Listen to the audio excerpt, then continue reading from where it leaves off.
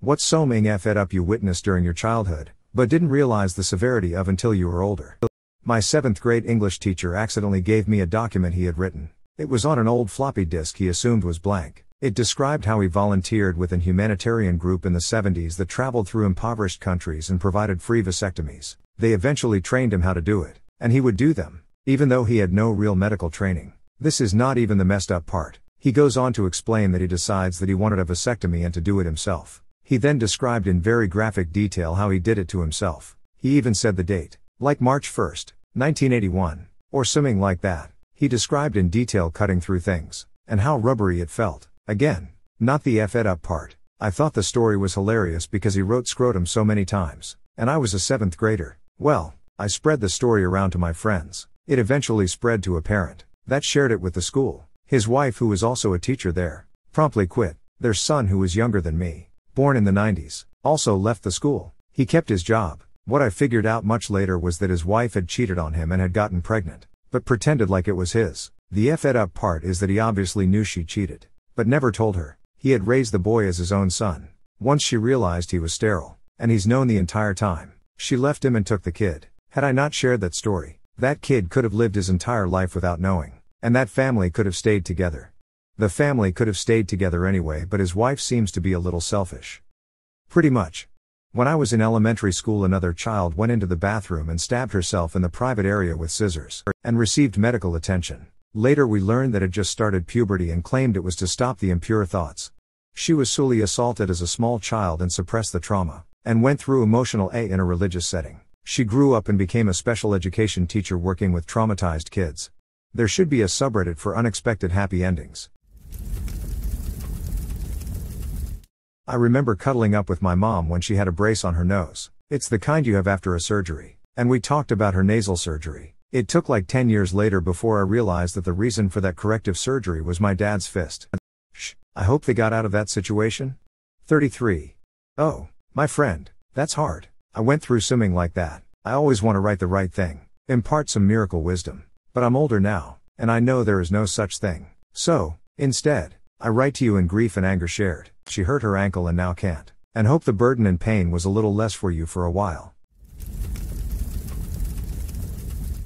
My dad and I used to play spaceship, and to get the spaceship started, I'd have to blow into a tube to hear the electronic beep. It was his DUI test to start the car before they started putting cameras in the cars. Glad he's sober these days.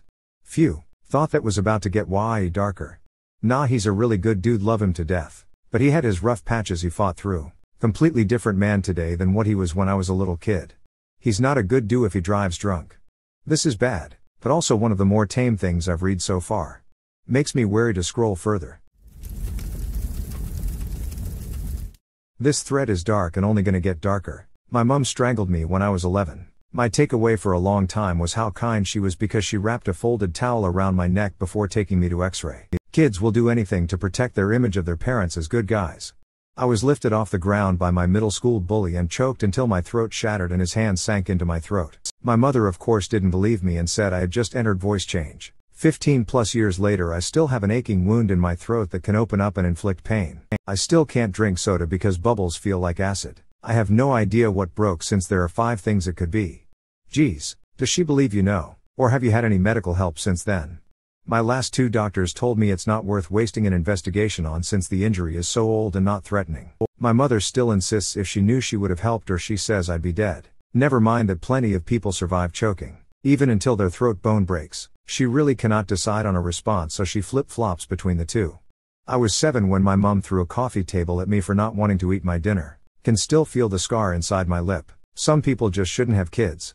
Mine hit me in the face so hard my nose bled for like an hour. My lip face was so swollen I couldn't go to school for several days. If cell phones existed then she'd be done. She threw a knife at me several years later. She had no right to become a mother.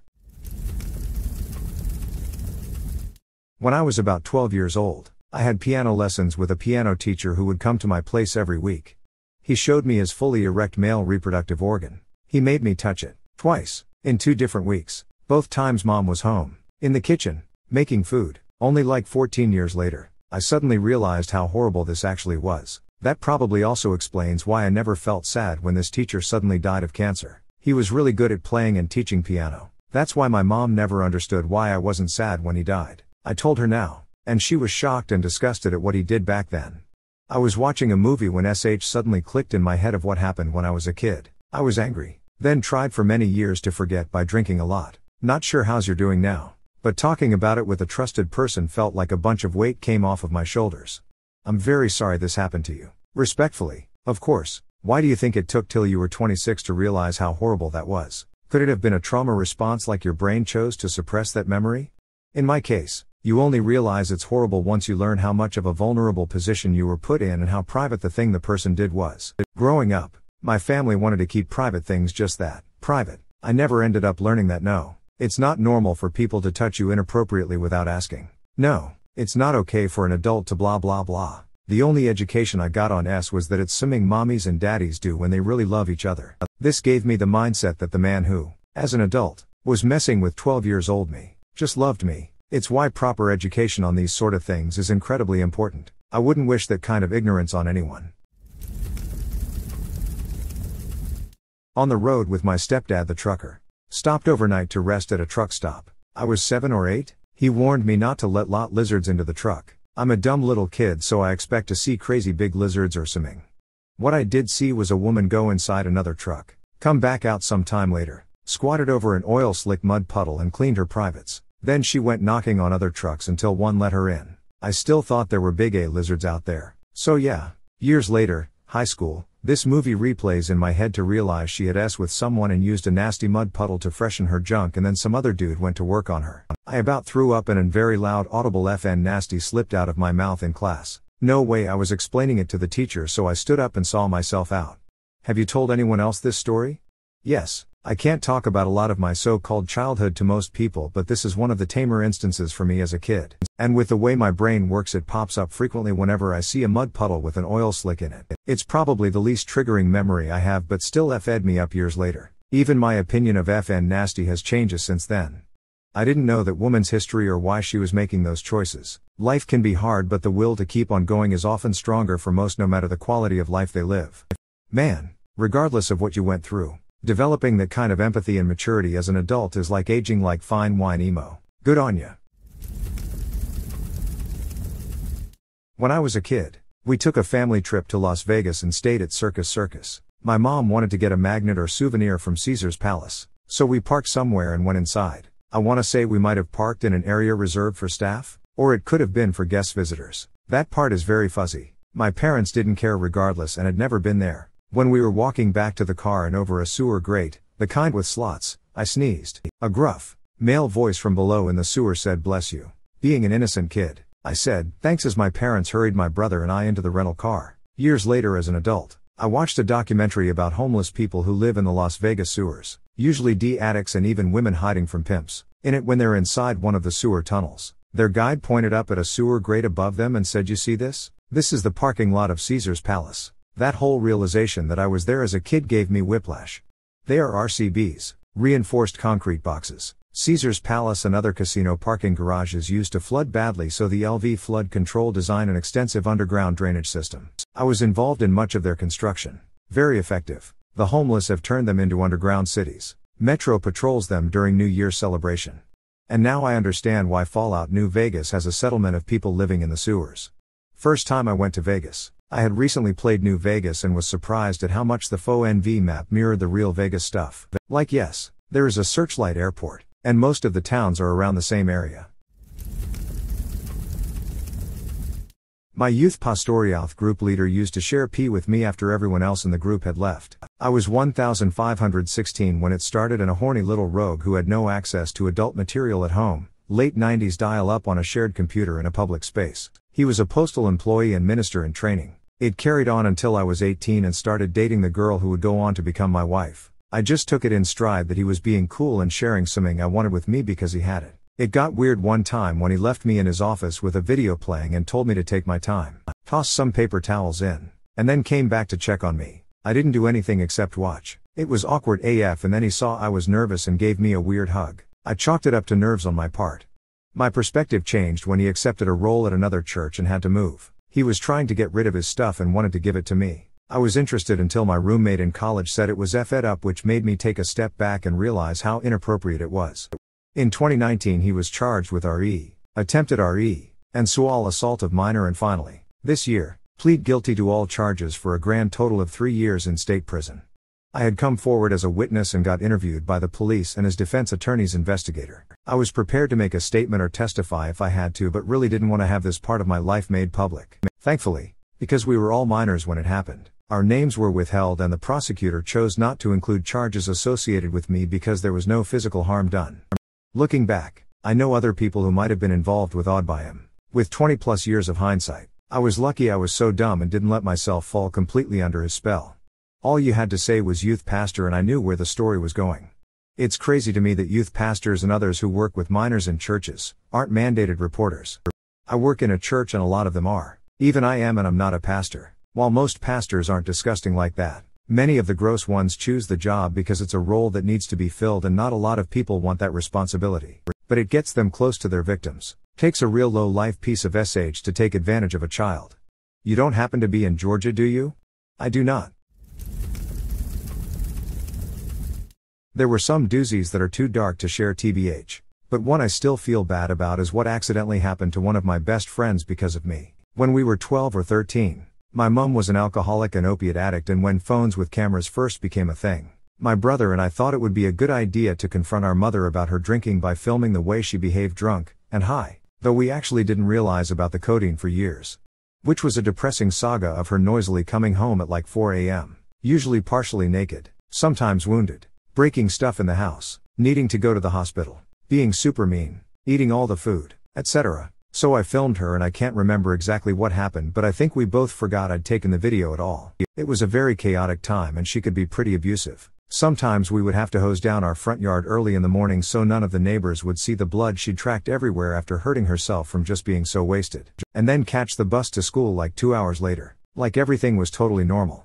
A few days go by and I'm hanging out after school at my wholesome normal friend's house, and I'm showing him a video of my cat being cute cause we've swapped phones, pre-Wi-Fi and 13 grams networks. This was how you showed people stuff, and then all of a sudden I realize he's gone super horrifically still. I go, what is it? And he really quickly went nothing, kinda frightened, and almost threw my phone at me because of how fast he gave it back. Years later, I suddenly realized he must have seen that video of our mom in a very frightening and also very vulnerable private state, which we had only ever intended to show her and nobody else ever. I actually did tell him Mom was an alcoholic a couple of years after the video moment, and his genuine response at the time was, "Oh, is that all?" So I'm not sure how much of an impact this actually had on him. Hopefully not much, but I still feel bad that he chanced across it with zero context. And because he never said, I never explained, which I think would have made the video seem even scarier, and honestly probably a bit perverted, TBH. We ended up drifting apart towards the end of our teens, as kids do. But I actually saw him in an airport a couple of months after my mom had died, and I know he recognized me. But we hadn't been friends by then for more than 10 years, and I was so clouded by grief and trauma, TBH, that I just looked through him and kept walking. He remains in my memory one of the best friends I ever had, though. This was so sad to read. I'm sorry. I was in a self-contained room for special ed for years because of my disability, visual. I watched a kid with Tourette's be forcibly restrained because he got up to back away from a teacher who didn't like his vocal tic. She called in the assistant principal, who decided to try to lift and carry him out of the room. He was just standing there. No reason for this to be done. And she did this maneuver where he ended up falling forward. His face hit the desk so hard it moved the desk. Instead of giving him aid, she snapped at him that maybe he shouldn't have done that. He went to hospital and I never saw him again. I watched another kid get beaten by a paraprofessional in the name of restraint. He was taken to the coat room, back room in the classroom, and I heard him hit the wall. Hard. I watched my best friend at the time climb a fence to avoid our teacher, who yanked her down and slapped her, and then turned to me and told me to go to the wall. My head pinged off the brick. My head pinged off a lot of stuff because of teachers. I was routinely grabbed, slapped, my hair pulled, my head held in a certain direction, screamed at, once cornered and beaten for not being able to see swimming. This is back in the days when they would lump all the disabled kids together. They knew how to hurt you without leaving bruises. They knew what to do to get you to not tell your parents. If you did, the punishments would get creative in the name of therapy. I witnessed a lot of verbal, emotional and mental Jesus effing Christ. I dated someone who teaches special ed. None of the staff you mentioned are certified to teach special ed and should have their licenses revoked. Forget that. A lifetime in prison. These are adults preying on the most vulnerable of children. I was sledding with a friend and saw smoke on the horizon. His mom came and picked us up. It was my 3rd floor apartment on fire with my mom and grandma, and others, outside in the cold. Everyone got out safely. But we couldn't find our cat, until later. My computer and Star Wars collection among so many other things were destroyed. We still have the photos. Found out later, unknown to her, my mom's BF owned the building and had the dumb as manager whack a pipe so he could get the insurance dollar. My mother has been somewhat of a hoarder since. Kitty was okay? Probably not. My mom's house caught fire when she was a kid and their cat just ran upstairs and hid under a bed and died. I'd cry but their dog ran outside and got away but the cat refused. If it makes you feel better, in this hole of sadness, cats are automatic breathers, can't start stop on will, so they probably passed of smoke inhalation before the fire ever got to them. Had a nightmare. I was like 5 or 6, while I was with my mom at her friend's house. I came out crying. The man pointed a gun at my head and told me to go back to bed. My mom and the other lady laughed hysterically. I just went back to the room. I'm so sorry, WTF. You deserved a cuddle. That's such a scary thing not to be laughed about. My friend got groomed really hard back when we were younger. It all started when I and my friend at the time were 15 years old. It was the summer after 8th grade and we hung out at my house on the weekends. My friend, who I will call Brett, had come over to my house after baseball practice for a sleepover. He told me that he had met someone over PlayStation Network, who I'll call Mia, and that they were dating. This was itself nothing new. He had this done before, but swimming was different this time. Among the details he gave me about her, he told me that she was 23 years old. My first reaction was that he had gotten catfished by someone, and I told him that he probably should cut off contact with this person because something was very wrong with her if she was 23 and pursuing someone who's 8 years her junior. He seemed to know something wasn't right, but he was so caught up in how excited he was that he brushed it off. A few days go by and Mia wants to play with him over PSN. And since we happened to be in a party together, she wanted to join us and meet me since I was one of Brett's friends. We played some Minecraft together and she was nice, energetic, and funny. She was also a little strange, and I was still very worried about what was happening.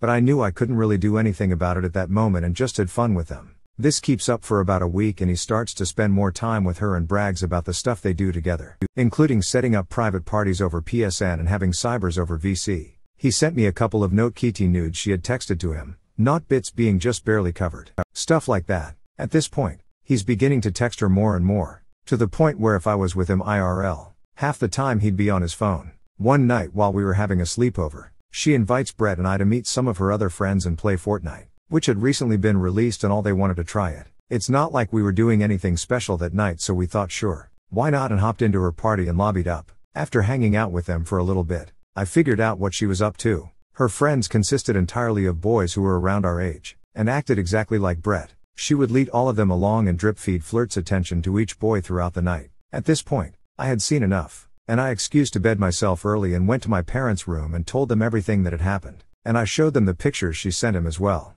I asked them if we should get the police involved, and while they were incredibly concerned, they said there wasn't much we could do because she lived states away. We came to the conclusion that the best thing we could do was tell Brett's mom when she came to pick him up the next day. Turns out that Brett was already planning to do just that. I could tell he was getting increasingly weary about everything but wanted the relationship to be genuine so badly that he didn't cut things off. The next morning, he told me this as he was about to call his mom to explain everything to her. So I gave him some space. His mom was completely fine with the whole situation and even made some jokes about it to my mom when she explained it to her that afternoon. I knew this wasn't going to end well, and Brett was so adamant about staying to the point he became hostile when confronted about it that I just let it go because it would probably just fizzle out in a couple weeks anyway. At one point, Mia even started sending me suggestive messages through PSN. Stuff along the lines of "I'm in a really bad place right now. Could really use your help."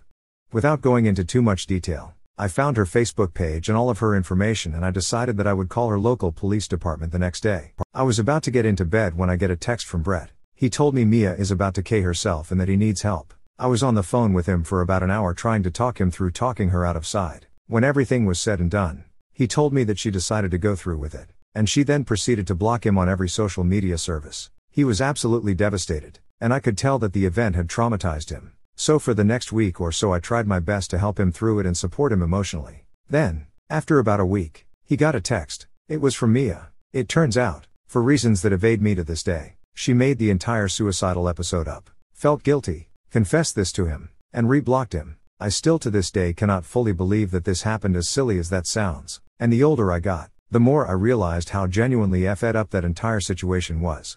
Why? Attention. Narcissist.